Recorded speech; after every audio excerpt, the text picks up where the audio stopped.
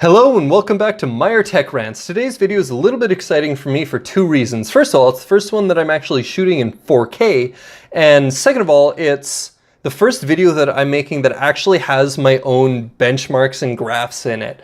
And those took me a bit of time to create, so I'm a little bit excited about it. Before we get into the content of today's video, I want to talk about what inspired this video. And it was actually, as lots of interesting discussions are, it was a debate between a friend of mine. He was looking into building a new PC, and he was looking at the RAM, and he picked slow RAM with really good RAM timings. And I suggested that he get some RAM that's a bit faster. Not quite so optimized on the RAM timings, but that speed increase I figured would give him a fair bit of a performance increase, and they were about the same price, so I figured why not get faster RAM? And he said, well, no. In order to figure out how fast RAM is, you basically divide the speed by the timings, because timings are a number of count cycles for how long it takes to do a certain thing in RAM. So it's basically like IPC for CPUs, except counted in number of clock cycles. And I was like, that's not quite right. I can see why you would think that, but RAM timings are actually a measure of latency. So say the CPU says, hey RAM, give me this thing. RAM's like, here it is, start transferring.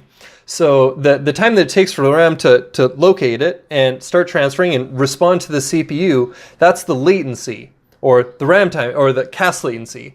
Whereas the rate that it can actually transfer more information is the speed, because you to find the bandwidth, you take the speed, the clock speed, and you multiply that by the bus, which I think for RAM is desktop RAM at 64-bit, whereas on desktop RAM you start getting into quite a range of numbers. But anyway, my point there was you basically want faster clock speed. Latencies does matter, but not as much. So I figured the best way to do this was actually do science. I mean, you take a machine and you change one variable and see how the performance change. And since I have higher speed RAM, that I can change the speed and the latencies on it, figured I'd see how it went. Before we actually start getting into the benchmarks, which I'm going to show, to make sure it's really clear that according to his idea, he figured that RAM had really not improved at all in the last 6 years, since he's running 1600 megahertz RAM with 99927 timings, and he figured that if you doubled the clock speed and you doubled the timings, so if you had 3200 megahertz at 18, then your performance would be the same. Like that, it would just. He admitted that there might be a small improvement in performance, but it would be very little. That it was mainly you take them both into account, and that's your performance. Before we get into benchmarks, I want to mention my rig. I have a Ryzen 7 1700X running at about 3.87 gigahertz. And my RAM is G.Skill Aegis RAM at 3000 megahertz. I've got it actually running at 3066 megahertz. And the timings are 16, 18, 18, 38. And for the sake of this test, what I did was I took that and really downclocked the latencies. So it kept that 3066 speed and tested it at 22, 22, 22, 46. And then I went took it all the way down to 1600, ran it at 10, 10, 10, 30, and then at 20, 20, 20, 40. So there should be a huge difference. If he's right, the RAM should be about half as fast on 20, 20, 20, 40 as on 10, 10, 10, 30. And the 1600 at 10, 10, 10, 30 should actually be beating my 3066 at 22, 22, 22, 46, since I less than doubled the speed and more than doubled the timings. So it should be quite a bit, maybe not a big difference, but they should be at least comparable. And according to his hypothesis, the faster RAM with poor timings should lose. All right, let's dive into the benchmark, see what we get. All right, let's start off with something relatively low key. Here we've got Cinebench R15. This is, as many of you know, is a very popular CPU benchmark. I didn't expect a whole lot of difference here because it is a very CPU specific, but we did see what surprised me to be a fairly large difference given the RAM timings and the speed. There's about a 52 point gap between the 1600 and 3066, with a bit of a smaller difference given the change in timings. There's a 36 point difference, which is actually fairly large. The timings are making a bit of a difference at the low end, and at the high end there's 13. That's still a difference. I guess the difference there would be fairly proportional given the change in the timings. All right, the next benchmark we have here isn't so much a benchmark. What it is, this is the software that I use for video rendering, and what this very video was edited and rendered on is Vegas Pro 14. So this is the time that it took to compile my previous video at 720p. And the difference is almost entirely to do with speed, and the difference in timings, they did a little bit, but clearly not very much. All right, here we've got Unigine superposition. Here again, we see the biggest difference is between the clock speeds. The faster RAM is by a decent margin beating out the slower RAM, even with better true latencies. And again, we also see that the sort of relative, the timings is making a difference, and the greater reduction in timings at the low end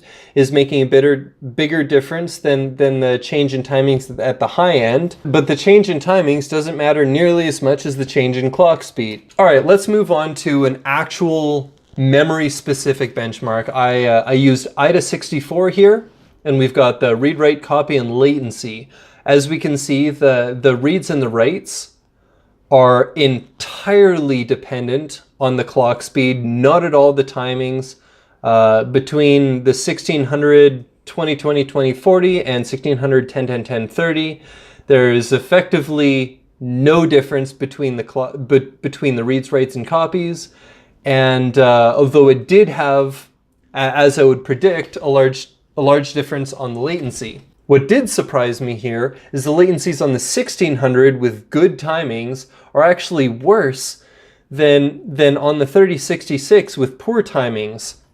This doesn't make sense to me, and it isn't something that either me or my friend would have predicted at all. Moving on to another specifically memory test, we can see that strange latency thing almost identically mirrored here.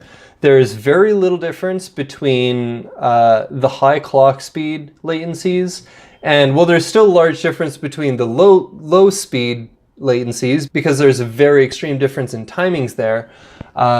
We again see the high speed with poor timings, which should in theory have a worse true latency than the low speed high timings.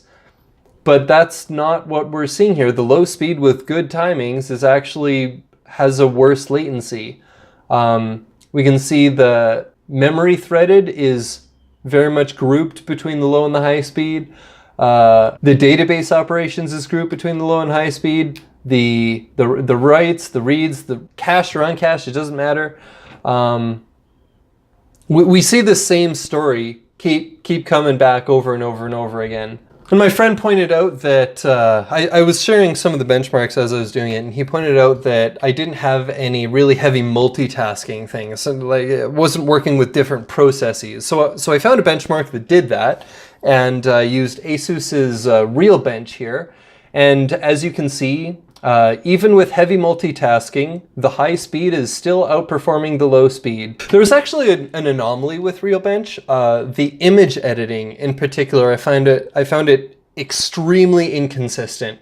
What I was finding was on the first run after reboot, the image editing benchmark was always very, very much worse performance, regardless of the speed and latencies. And it didn't seem to have any rhyme or reason. It would range from 40 some seconds to over 100 seconds. on the first run, and then after that it would go down to about the 30-second, yielding the scores that I'm seeing here. So even though I found it was really weird with the image editing, that didn't affect the heavy multitasking. The heavy multitasking was very consistent every time I ran it, so I decided that I'd not throw out these, but I might suggest not paying too much attention to the image editing there, but I didn't include those outliers on the first run. But the heavy multitasking was consistent. So again, we see grouping. The speed means more, the timings means a bit less here. And let's move on to some gaming benchmarks to see what happened there. So starting off with Unigine superposition, again, we found that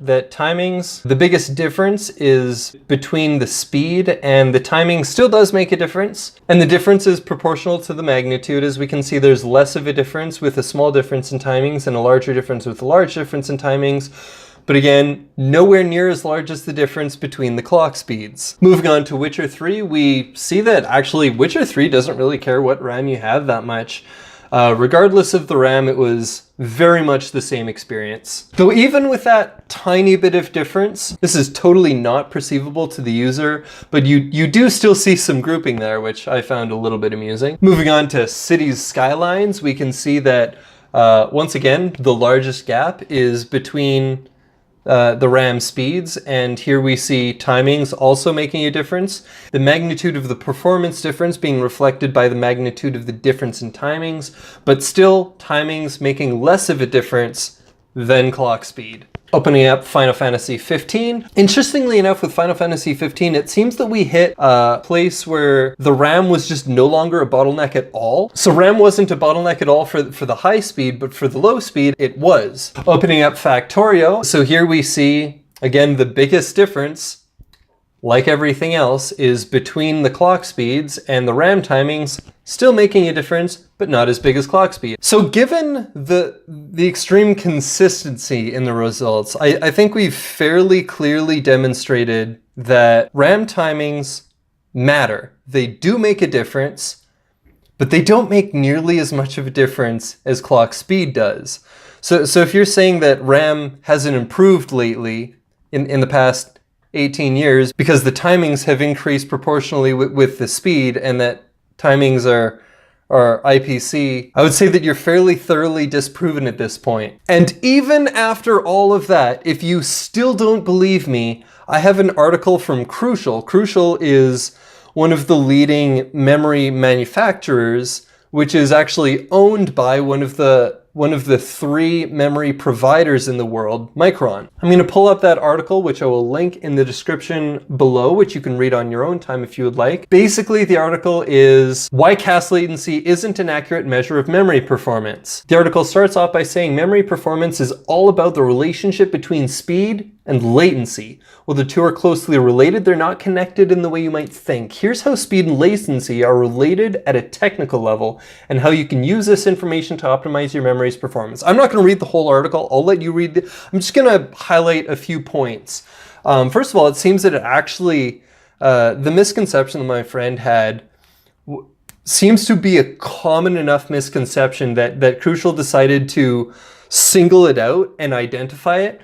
Here it says, many users also believe that since CAS latency is increased with speed gains, some of the speed gets nullified. And it says, to counter that, the truth about latency, as speeds increase, true latencies decrease and or remain roughly the same, meaning faster speeds deliver better performance. They have this nice chart here which shows DDR, the true latency. If you divide the speed by the clock cycle time, you end up with basically no improvement over the last 18 years since DDR was introduced in 2000. And if you scroll to the bottom here, it says, which is more important, speed or latency? You get to see the conclusion. I'll just read that out. Based on in-depth engineering analysis and extensive testing in the Crucial Performance Lab, the answer to this classic question is speed. In general, as speeds have increased, true latency have remained approximately the same, meaning faster speeds enable you to achieve higher level of performance. True latencies haven't necessarily increased, just CAS latencies. And as CL ratings are an accurate and often misleading indicator of true latency and performance. So there you have it. Crucial's results themselves align perfectly with the results of my testing. I would consider that misconception thoroughly thrashed at this point, that if you're going out and buying new RAM, buy the fastest RAM that fits your budget. And then if you can also, after that, get some good latencies, then get better latencies. Well, there goes another video. I would really appreciate it if you like and subscribed, especially if you like hearing me rant about tech.